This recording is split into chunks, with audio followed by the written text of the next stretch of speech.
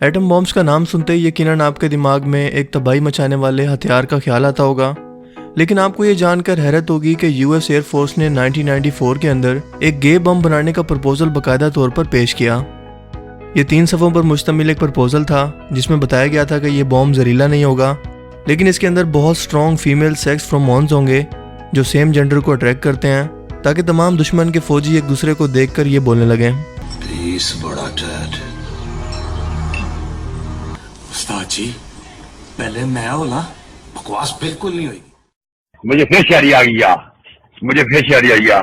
हाय हाय हाय हाय। ये 6 साल का प्रोजेक्ट था जिस पर $7.5 मिलियन की लागत आनी थी, लेकिन ये सिर्फ प्रपोजल तक ही महदूद रहा क्योंकि इस पर ऑफिशियली कभी भी काम नहीं हो सका। Amazing random facts around the world के पार्ट 23 में खुशामदीद। ये वो सीरीज़ है जिसके अंदर हम दुनिया जहान से मुतल्लिक ऐसी इंटरेस्टिंग और ऐसी हैरत अंगेज फैक्ट्स जानते हैं जो आपने आज से पहले कभी ना सुनी हो और जिनके बारे में जानकर आप बोलेंगे अमेजिंग। तो चलिए वीडियो को स्टार्ट करते हैं।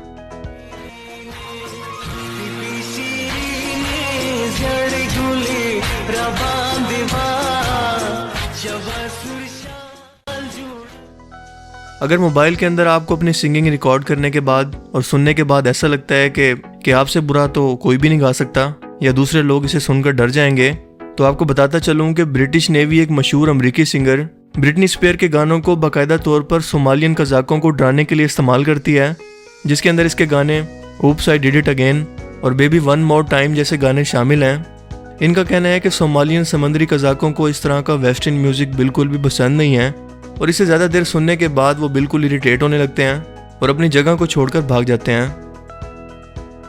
अभी इन्हें आइडिया नहीं है कि इंडिया और पाकिस्तान में कितने टैलेंटेड सिंगर भरे पड़े हैं। डेमो दिखा दूं?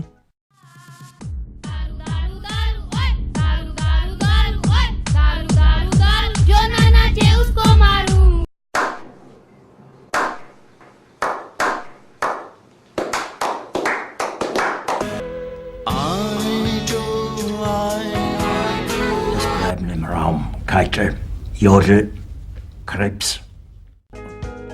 एयरपोर्ट पर अगर आप बहुत ज़्यादा सामान दूसरे मुल्क लेकर जा रहे हैं तो आपको यकीनन कस्टम टैक्स पे करना पड़ता है, और वैसे भी हर ममालिक के अंदर इसकी तादाद बहुत ज़्यादा है। कस्टम टैक्स बहुत ज़्यादा पे करना पड़ता है, ख़ास तौर पर कुछ मखसूस चीज़ों पर। लेकिन चाइना के एक शख्स को गोंजो बियान इंटरनेशनल एयरपोर्ट पर शक की वजह से इसलिए रोक लिया क्योंकि ऊपर से ये शख्स सोमो रेसलर की तरह लग रहा था और नीचे से इसकी टांगें लग रही थी बिल्कुल एक पोलियो के मरीज की तरह। सो जब सिक्योरिटी हुकाम ने इसको रोक कर इसकी चेकिंग की तो पता चला कि इस भाई साहब ने कस्टम टैक्स को बचाने के लिए 70 शर्ट्स को पहना हुआ है और शायद ये इस तरह से आसानी से गुजर भी जाता, लेकिन इसने जो मेटल का बेल्ट पहना हुआ था उसने इसे फंसा दिया क्योंकि मेटल डिटेक्टर के अंदर से गुजरने पर इसका बेल्ट शोर करने लगा। आमतौर पर खाना खाने के दौरान आवाज़ें निकालना या शपट शपट करके खाना हर सोसाइटी के अंदर बुरा समझा जाता है, लेकिन जब आप जापान की बात करें तो ये लोग तो वैसे उल्टी खोपड़ी रखते हैं। यहाँ पर इसका मतलब ये है कि खाना बहुत टेस्टी है, और मज़े की बात तो ये है कि अगर आप ये आवाज़ें ना निकालें तो इसका मतलब ये है कि आप बहुत रूड हैं, आपको तारीफ़ करना पसंद नहीं है या फिर खाना टेस्टी नहीं है, आप बदतमीज़ हैं, जाहिल हैं, बदतहज़ीब हैं। इतना काफ़ी है। यूके के अंदर एक टाउन है जिसका नाम है फिरहैम। यहाँ पर हैलोवीन फेस्टिवल के लिए तैयार किए गए एक ड्रोने मास्क के अंदर गलती से गुलेरी का सर फंस गया, और जब ये गुलेरी इसे पहनकर घर से बाहर निकली तो इसने हमसायों की दौड़े लगवा दी क्योंकि सारे हमसाये डर के मारे इसे भूत समझकर छुप गए। लेकिन जब इस गुलेरी ने खुद मास्क उतार कर दूर फेंका तो तब जाकर लोगों को कुछ सुकून मिला। एक रिसर्च में यह पता चला है कि अगर आप ज़्यादा देर तक अपनी नकली हंसी को मेंटेन करने की कोशिश करते हैं, यानी नकली हंसी को बनाए रखने की कोशिश करते हैं, तो आप रियल में ही हंस पड़ते हैं, जो यकीनन हम सभी के साथ होता है। ख़ास तौर पर जब आपकी फूफो का शैतान बेटा आपके पास हो, आपकी चीज़ों को उठा उठा कर फेंक रहा हो, लेकिन फूफो को सामने देख के आप उसका कुछ भी ना बिगाड़ सकते हो, तो फिर आप वही नकली सी फीकी सी स्माइल देते हैं, लेकिन अंदर से आपका दिल कर रहा होता है कि आप इसे बालों से पकड़ के घसीटें। साउथ अमेरिकन ममालिक मसलन कोलंबिया, कोस्टारिका, पनामा और एक्वाडोर के इलाकों के अंदर एक खास तरह का पौधा पाया जाता है जिसे कहते हैं हुकर्स लिप्स, इसलिए क्योंकि ये ऐसा दिखता है। और बाय द वे हुकर्स का मतलब होता है प्रोस्टिट्यूट्स। साउथ अफ्रीका के जंगलात के अंदर एक दरख्त है जिसे कहते हैं बोआब ट्री।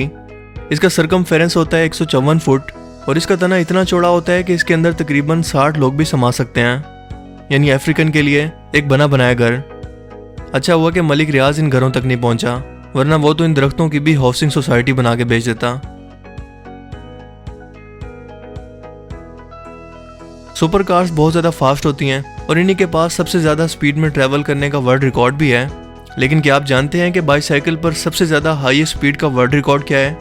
जी हाँ, साइकिल पर सबसे ज़्यादा स्पीड का वर्ल्ड रिकॉर्ड ये पहले तो था डेनमार्क के एक शख्स के पास जिसका नाम था फ्रेड रोम्पेलबर्ग के पास, जो कि था 288 किलोमीटर पर घंटा। लेकिन ये रिकॉर्ड एक अमेरिकन औरत ने तोड़ दिया है जिसका नाम है डेनिस मिलर, और इसने नया रिकॉर्ड बनाया 183 मील पर घंटा का। Boys, time to wake up. दुनिया में सबसे ज़्यादा चुराए जाने वाले फूड का नाम है चीज़, जो सबसे ज़्यादा शॉपलिफ्टेड का शिकार होता है, यानी कि दुकानों से चोरी होता है। कहा जाता है कि जब भी इंसान पर कोई मुश्किल वक्त आता है तो वो खुद को सर्वाइव करने के तरीके खुद ही ढूंढ लेता है, क्योंकि हमारा जिस्म इस काबिल है और ऐसी खास सलाहियतों का मालिक है कि कभी कभार तो हमें भी शॉक कर देता है। इको लोकेशन एक ऐसी तकनीक है जिसे जानवर इस्तेमाल करते हैं। ये मुंह से कुछ खास आवाज़ों को निकाल कर अपने इन्वायरमेंट की तरफ फेंकते हैं और ये आवाज़ें आसपास के इन्वायरमेंट से टकरा कर इनके कानों में वापस आती हैं, जिससे ये अपने आसपास माहौल के बारे में अंदाज़ा लगा लेते हैं कि आसपास क्या मौजूद है। एक अमेरिकन ब्लाइंड लड़का जिसका नाम है डैनियल केस, ये बचपन में ही ब्लाइंडनेस का शिकार हो गया था, लेकिन इसने इसी इको लोकेशन की तकनीक को सीख लिया है और अपने 500 मजीद स्टूडेंट्स को भी सिखा दिया है। ये इस तकनीक की मदद से इस कदर एक्सपर्ट हो चुका है कि अब ये हाइकिंग, बाईसाइकिलिंग और ऐसी बहुत सारी एडवेंचर्स खुद ही करने के काबिल हो चुका है बिना किसी की मदद के, जो कि शायद इंसानी आंख रखने वाले आम इंसानों के लिए भी बहुत डिफिकल्ट होती हैं। क्या आप जानते हैं कि अमेरिका के 26वें सदर रोजवेल्ट के पास एक जंगली पालतू जानवर था जिसे हाइना कहते हैं। इन्हें यह इथोपिया के बादशाह मेनेलिक II की तरफ से 1904 के अंदर तोहफे के तौर पर भिजवाया गया था और अक्सर ये जंगली जानवर इनके साथ व्हाइट हाउस में भी रहा करता था। याद रहे कि ये गोश्तखोर जंगली जानवर है जो ग्रुप के अंदर आकर दूसरे जानवरों का शिकार छीनते हैं, खासतौर पर चीता, शेर और दूसरी जंगली बिल्लियों के।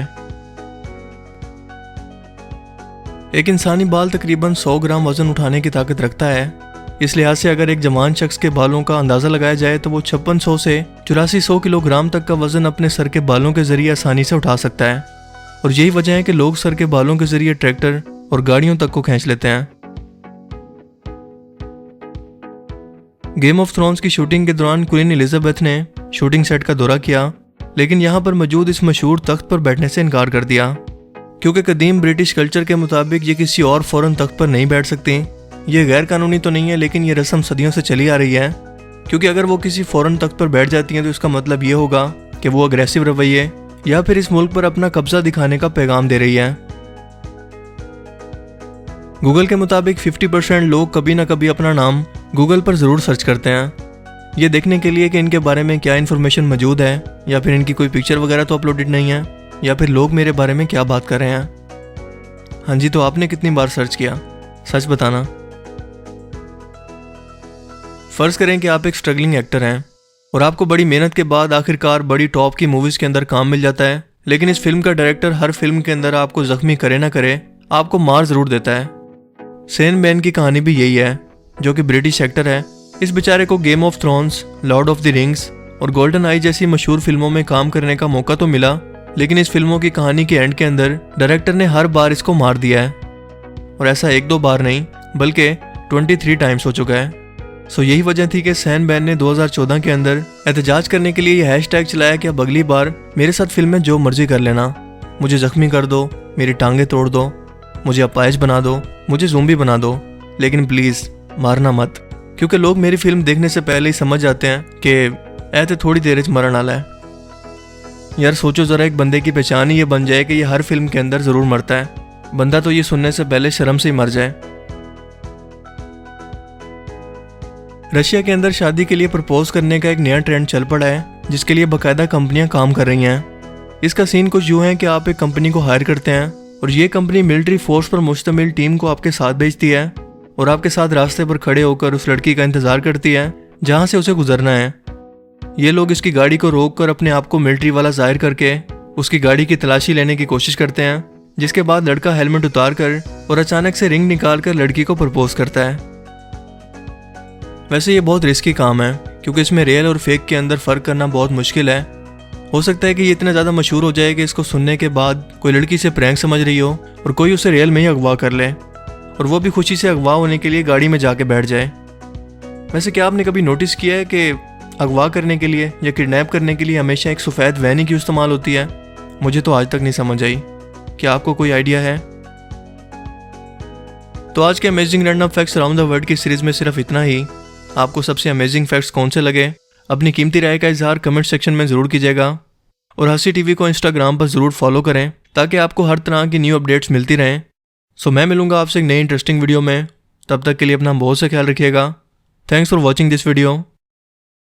अल्लाह हाफिज़।